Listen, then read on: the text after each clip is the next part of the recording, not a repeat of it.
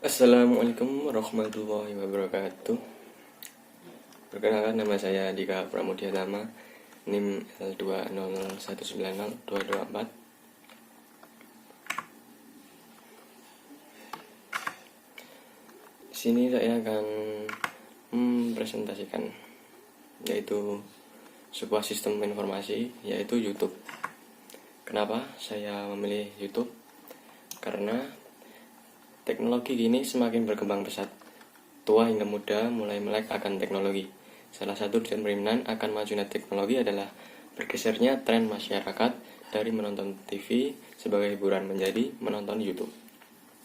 Awalnya hanya generasi muda atau biasa disebut sebagai generasi millennials yang gemar menonton melalui YouTube. Tapi sekarang para orang tua pun mulai gemar menonton YouTube. Demi mengawasi anak mereka dalam menonton konten yang ada di YouTube, sehingga mereka harus memahami YouTube itu seperti apa ya. Jadi secara tidak langsung itu mereka juga menjadi konsumen dan penonton bagi YouTube. Dengan demikian, saya memilih YouTube sebagai sistem informasi yang akan saya review kali ini. Baiklah, langsung saja. YouTube adalah sebuah situs web berbagi video yang dibuat oleh 3 mantan karyawan PayPal, seperti yang ada di gambar itu. Ya, dari kiri yaitu Chad Hurley, yang tengah yaitu Steve Chen, lalu yang kanan adalah Jawed Karim pada Februari 2005. Situs web ini memungkinkan pengguna mengunggah, menonton, dan berbagi video.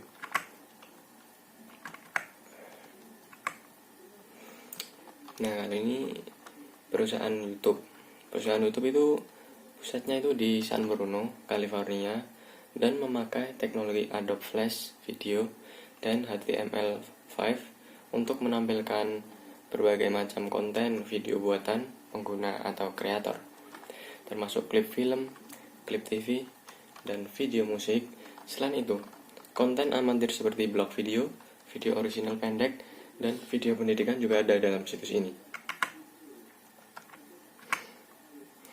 Selanjutnya yaitu identifikasi pengguna YouTube, yaitu input dan outputnya setiap pengguna itu ya. Di YouTube pengguna YouTube itu dibagi 4 ini ya. CEO, yaitu Chief Executive Officer, adalah posisi eksekutif tertinggi dalam suatu perusahaan ya, termasuk YouTube ini. Lalu ada karyawan, setiap perusahaan pasti ada karyawan ya. Karyawan adalah seorang yang bekerja dalam suatu perusahaan. Lalu content creator, ini nggak khusus untuk YouTube ya. Ini salah satunya ada di YouTube juga, atau di mana-mana ada sih content creator ya. Kalau di YouTube namanya YouTuber ya. Di sini saya sebutkan content creator saja. Content creator adalah pekerjaan seseorang yang membuat suatu konten video dalam YouTube. Lalu selanjutnya adalah penonton atau viewers. Seorang menonton atau melihat video yang dibuat oleh content creator atau pembuat konten tersebut ya, berupa video kalau di YouTube. Pertama yaitu tugas CEO. Tugas CEO atau inputnya yaitu input dari CEO. 1. Merencanakan, mengelola, dan menganalisis segala aktivitas fungsional bisnis seperti operasional, SDM, keuangan, dan pemasaran. 2. Merencanakan dan mengelola proses penganggaran, lalu mengamati dan menganalisis apa ada kejanggalan dalam prakteknya. 3. Mengelola perusahaan dan website sesuai dengan tujuan strategis perusahaan dengan keefektifan dan biaya seefisien mungkin. 4. Merencanakan dan mengelola kinerja pada sumber daya manusia agar sumber daya manusia yang berkompeten teridentifikasi dan dapat ditempatkan pada posisi yang sesuai sehingga dapat memaksimalkan kinerja perusahaan maupun website. 5. Merencanakan, mengelola, dan mengeksekusi perencanaan strategi bisnis atau korporat baik untuk jangka waktu menengah maupun panjang dengan mengacu pada visi dan misi perusahaan. 6. Mengidentifikasi dan meningkatkan performa operasional perusahaan dan website dengan cara memotivasi divisi-divisi perusahaan. Nah, masih banyak lagi nih, sampai 12 itu. Mungkin dapat di pause sendiri, dibaca sendiri ya. Langsung saja kita next. Manfaat atau output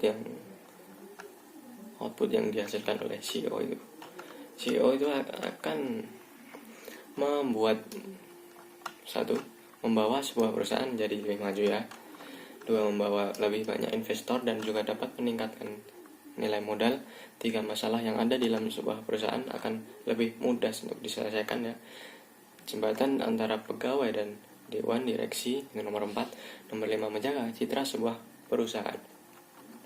Nah, jadi itu untuk manfaat CEO ya. Tentunya semua ini akan dapat direalisasikan dengan CEO yang benar-benar baik, benar-benar rajin ya, disiplin.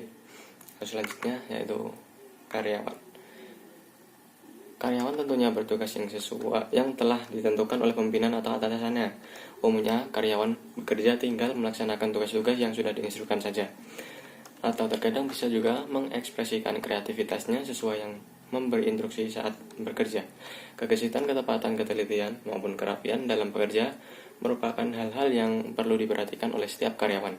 Karena umumnya hal-hal seperti itu dapat menentukan penilaian karyawan oleh seorang pimpinan. Yang sering menjadi perhatian adalah ketepatan waktu atau kedisiplinan dalam bekerja. Banyak sekali perusahaan yang sangat mementingkan hal tersebut dalam menilai karyawannya. Relatif tidak sulit untuk menjadi seorang karyawan. Jika sudah terbiasa dengan pekerjaan, maka tidak perlu terlalu banyak berpikir untuk mencari cara untuk memecahkan masalah dalam pekerjaan. Karena biasanya pekerjaan yang dilakukan seperti rutinitas sehari-hari atau pekerjaan yang sudah dilakukan hanya itu saja. Tapi ada beberapa bidang tertentu yang dimana karyawan diharuskan untuk memecahkan permasalahan tertentu, tapi permasalahan tersebut tidaklah terlalu kompleks, karena semakin kompleks permasalahan akan ditangani oleh orang yang levelnya lebih tinggi dalam pengerjaan. Yang selanjutnya, karyawan sebagai aset penting perusahaan. Ini output dari karyawan. Karyawan adalah salah satu aset yang terpenting bagi perusahaan. Dengan kepuasan dari karyawan terhadap perusahaan, tidak menutup kemungkinan bagi karyawan untuk memberikan yang terbaik bagi perusahaan. Tak hanya itu, karyawan juga memiliki peran penting dalam perkembangan bisnis perusahaan, seperti 1. Meningkatkan daya saing perusahaan. Setiap karyawan memiliki kemampuan dan potensi yang berbeda-beda. Dengan adanya perbedaan ini, karyawan dapat meningkatkan kualitas kerja mereka masing-masing, yang secara otomatis juga dapat meningkatkan daya saing perusahaan, memberikan inovasi baru, yaitu yang nomor 2. Perusahaan terkadang mengalami jalan buntu ketika ingin mengembangkan bisnisnya. Disinilah peran penting seorang karyawan. Dengan kreativitas karyawan, perusahaan dapat membuat inovasi dalam bisnisnya yang tentunya akan mempengaruhi keberlangsungan dan juga perkembangan bisnis. Menjaga citra perusahaan. Yang terakhir itu, karyawan sangat berpengaruh dalam menjalin hubungan antara pihak internal maupun eksternal. Dengan adanya hubungan baik yang dijalin antara karyawan dan pihak lain, perusahaan akan mendapatkan citra yang baik dari pihak-pihak tersebut. Lalu selanjutnya itu input dari konten kreator atau pembuat konten YouTube, konten sebuah berbentuk video ya. 1. Kumpulkan ide, data, serta melakukan riset serta membuat konsep untuk menghasilkan suatu konten yang video yang baik untuk khalayak. 2. Menghasilkan konten video yang benar-benar sesuai dengan identitas dan branding yang diinginkan. 3. Berusaha untuk memenuhi tujuan yang disepakati dari sebuah konten video. Contohnya apakah tujuannya promosi atau edukasi, menghibur ataupun memberi informasi. 4. Sesuaikan konten video dengan platform yang dipilih. Dalam hal ini, seorang konten kreator bisa menghasilkan karya untuk multi platform. 5. Evaluasi konten video yang telah ditayangkan ya. Apakah itu sudah layak untuk ditayangkan apa belum, kita evaluasi terlebih dahulu ya. Lalu selanjutnya yaitu output dari konten kreator. Apa yang didapatkan konten kreator ya? Yaitu pertama, menghasilkan uang. Perlu ya, sudah tahu ya pasti konten kreator itu dari beberapa video yang sudah memiliki subscribe yang banyak, memiliki view yang banyak, pasti akan ada namanya Google AdSense. Google AdSense itu bila dilihat oleh viewers akan di convert dari video iklan yang ditonton menjadi sebuah uang. Nah, semakin banyak view penonton dalam konten itu, semakin besar AdSense yang kita dapat ya. 2. Manfaat untuk penonton. Dengan memberi banyak konten yang bermanfaat, YouTuber tersebut telah memberikan banyak hal yang bermanfaat untuk penontonnya. Pada umumnya, para penonton juga dengan senang hati menonton dengan setia selama kontennya memiliki kualitas yang baik.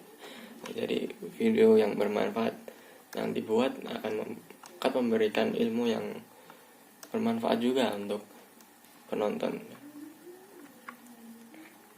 Selanjutnya, penonton atau viewers. Hampir semua orang muda sampai tua gemar menonton YouTube, mulai dari video pendidikan, tutorial, maupun hiburan. Banyak sekali informasi yang berbentuk video yang dapat kita dapatkan dari YouTube. Kita dapat belajar banyak hal dari YouTube. Kita dapat menonton video hiburan ketika sedang bosan. Dengan banyak jenis tontonan di YouTube, membuat orang lebih suka menonton YouTube daripada TV. Karena kita dapat menonton YouTube dimanapun dan kapanpun. Tidak hanya memberi keuntungan bagi pribadi dengan menonton YouTube sebagai konten kreator, yaitu orang yang membuat video tersebut dapat mendapat keuntungan bila viewer videonya sudah banyak dengan mendapatkan uang dari Google AdSense. Yaitu iklan Google AdSense, yaitu iklan yang muncul saat atau kuning-kuning itu ya, ada di garis durasinya itu ada kuning itu, yaitu ads atau iklannya. Selanjutnya ya, antar muka pengguna desktop. Nah, bisa dilihat ini antar muka untuk versi desktop YouTube seperti ini ya. Nah, ada beranda, trending situation dan lain-lain. Lalu ada video yang direkomendasikan. Lalu selanjutnya antar pengguna mobile. Nah, untuk mobile seperti ini tampilannya. Sama juga ada home, trending situation, inbox library ya, seperti itu. Untuk video rekomendasi di awalnya juga. Lalu selanjutnya kritik dan saran untuk YouTube. Menurut saya masih banyak konten-konten yang tidak baik. Kenapa? 1. Masih banyak berita hoax. Hal ini memang kerap terjadi di YouTube. Tidak hanya di YouTube ya, semuanya ya. Media sosial tuh pasti ada aja hoax ya. Nah, kalau di YouTube masih ada pihak yang tidak bertanggung jawab dengan menebar fitnah. Mungkin pihak YouTube bisa memiliki tindakan yang tegas untuk hal ini, seperti ini ya. 2. Masih ada konten-konten yang tidak pantas dilihat oleh anak dengan kategori 18 lebih ya. Masih ada video yang berbau dewasa yang tidak ada verifikasinya, alias bisa langsung diakses siapa saja, atau bisa diakses umum. Hal ini ditahukan akan terbuka oleh anak-anak, disengaja maupun tidak ya. 3. Ada beberapa negara yang memblokir YouTube.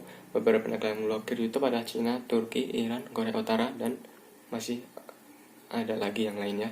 Ada berbagai alasan di sana diblokir. Di antaranya poin di atas tentang kevulgaran kontennya itu ya.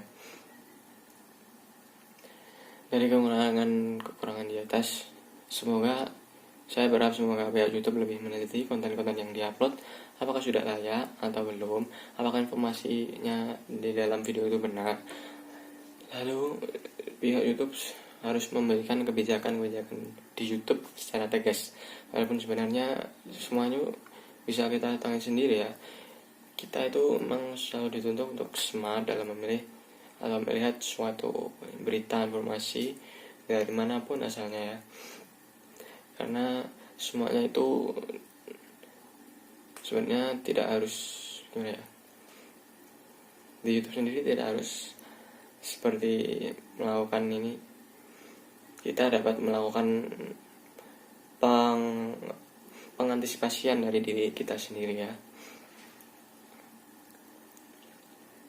Ya seperti itu kurang lebih. Sekian dan terima kasih.